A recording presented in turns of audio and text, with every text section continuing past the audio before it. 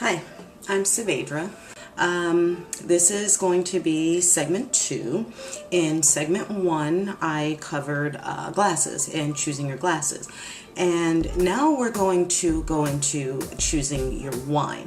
Now, choosing your wine is a very, very big step. And I realized it was a big step when my 30-year-old little cousin said, I don't know anything about wine. I wouldn't even know where to begin and where to pick a wine and how to know what to pick. Well, what would you suggest? And when she said to me, what would I suggest? That was a really, really big question because everybody's taste buds are different and people taste things differently. So what may be good for me may not be good for the next person. And depending on what you eat with your wine is definitely going to change the taste when you have it again and you're not eating the same thing. So what I suggest first is find an inexpensive brand, okay? And when I say an inexpensive brand, what type of money are you willing to throw away? For this series, I chose a brand at Walmart. It's very, very inexpensive. And for everyday drinking of wine, it definitely does the trick. It's not a very, very bad wine, but it's not the best wine. And it'll cost you under $2 a bottle. And the reason I say start with that is because there are so many different flavors of wine that you don't know what you're gonna like and what you're not gonna like. In a lot of cases, people do start off with white wine. White wine because it's not as bitter. And you've got a lot of different flavors of white wine to choose from.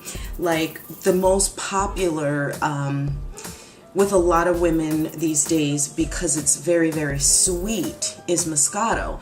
And Moscato in the African American urban community got a lot of noise because of rap music. Now everybody's drinking their Scotto. It's all about the Scotto. But I actually found out about Moscato after I was turned on to, I think it's a German wine called, and I'm hoping I say it right, somebody will let me know, Gewürztraminer. And it's a weird name, but it's really, really sweet. And I was drinking that all the time, and I couldn't find it. And someone told me about Moscato, and Moscato gave me that fix that I wanted for my Gewürztraminer. And this is a sweet wine. This brand also serves a sweet white, which I didn't have. They also have a Pinot Grigio, so if you want to definitely try a Pinot, and they definitely have a Chardonnay, and they also have a white Zinfandel, and white Zinfandel is going to be what is going to bridge you from drinking the white wine and moving into the red wine. I had a winemaker tell me that what happens with the palate, after you've drank white wine for so much, your palate starts to kind of get used to it and it wants something a little more confusing, or better yet, it wants to graduate to the next level of what it's tasting. That's where a lot of people will graduate to that Zinfandel. Zinfandel is your go-between. It's, you need more than white, but you're not quite ready for red. That'll definitely be your in-between wine. And this one here that I have is a wonderful local wine that is a habanero passion fruit wine, and it's definitely very, very sweet with a hint of that habanero spice, and boy is it amazing. I'll let you see me taste this, and we'll talk about this in another segment. But that wasn't nice. We're gonna move on into your reds.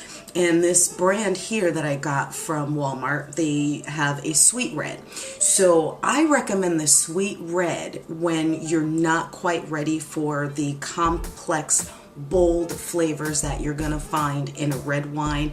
Get yourself prepared first with something like a sweet red. You can't find sweet reds everywhere, but if you can find a sweet red, definitely try it. And then, you know, you'll be able to move into your Cabernets, your Cabernet Sauvignons, your Merlots, and then, you know, I definitely have a wonderful bottle of late harvest Cabernet to go in my wonderful cordial, but we'll get into that as well. But that's just a quick crash course of where and how to begin with wine. First, you want to work within your budget, and, you know, don't go overboard because you may find some things that you're not going to like.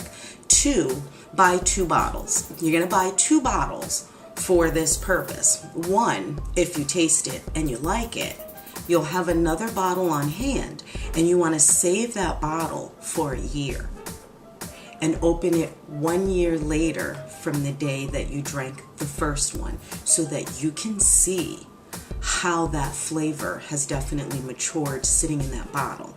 Now, if you didn't like the first bottle that you got, guess what?